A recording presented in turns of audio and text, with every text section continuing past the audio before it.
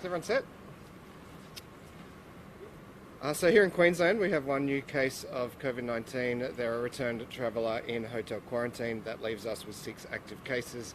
We did 7,762 tests in the last 24-hour period. Clearly our focus, though, right now is on Melbourne and that Holiday Inn cluster. And could I just say, it appears to me that Victoria is doing a very, very good job of responding to that situation. In some ways, that makes our job a little bit easier.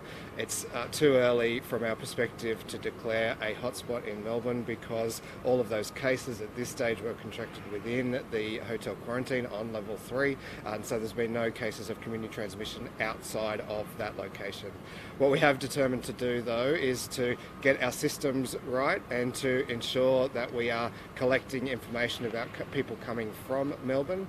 We are in the process of reinstigating the border declaration system. What that means is that from 1 a.m. on Saturday, people coming from Victoria will need to make a border declaration. That will allow us to check whether they've been in any of the locations that have been identified by the Victorian contact tracers, whether they are required to get tested, and to notify them that that is the case and require that they isolate if that is the case, and also keep a record of people coming to Queensland from areas that may down the track need to be declared a hotspot so that we can contact them. It just means we're a little bit less reliant on getting information, particularly from airlines. So that will be in place from 1 a.m. on Saturday.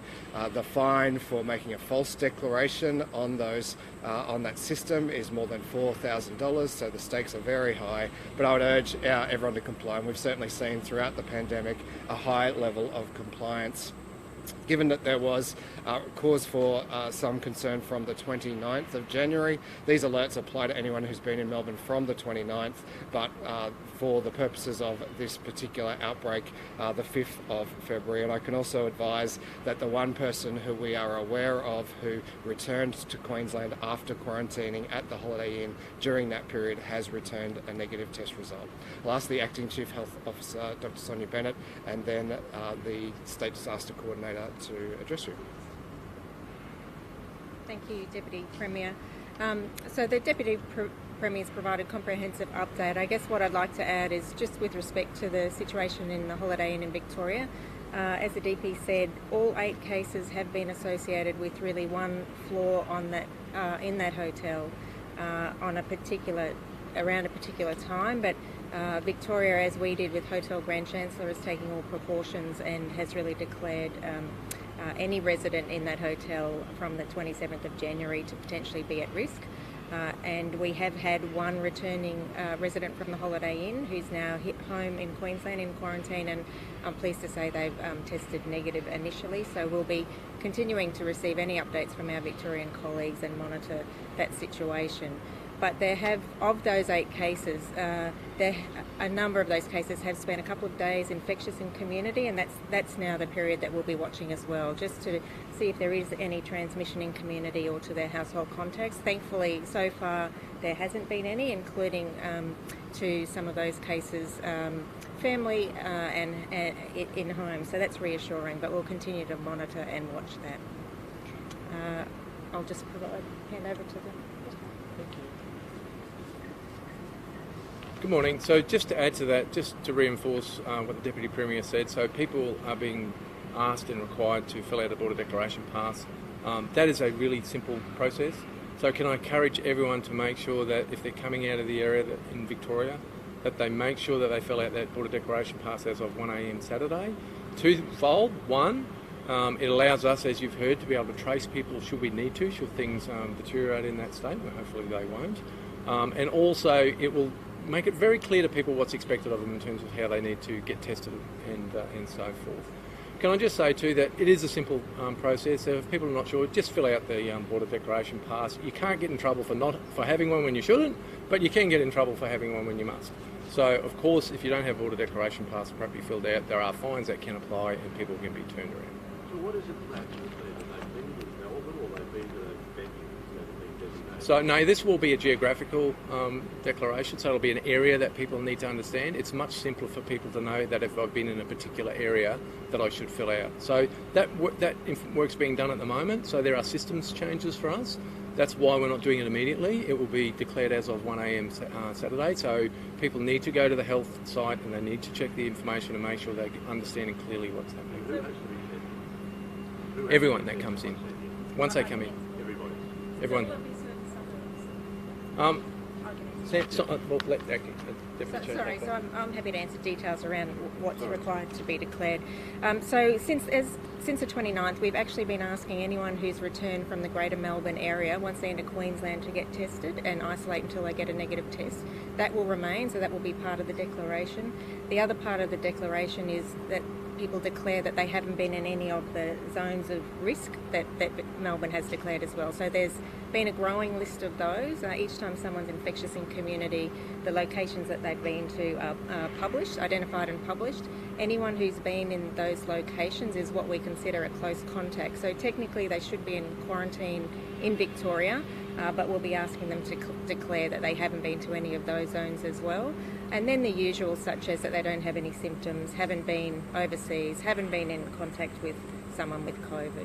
So if they have been, and they say that they've been to one of those hotspots or locations, what do they do when they get? Well, they won't be allowed to come in because technically they should be in quarantine in Victoria. So we're sort of helping our colleagues as well as protecting ourselves. So we don't anticipate that anyone who has been in those locations of interest would travel to Queensland, but it's just an added assurance. Deputy, we'll get you. Our story last night on the PA hospital, the doctor, and he wrote this letter. Is the hospital going to be working with the doctor to try and resolve these 12 issues he was listing? Look, I'm sure, as we always do, health management will take into account the feedback that's been provided there and see what issues can be addressed. On a human level, were you a bit concerned when you hear that about a nurse and the boss admitted, we broke you, with the conditions there with violence and resourcing?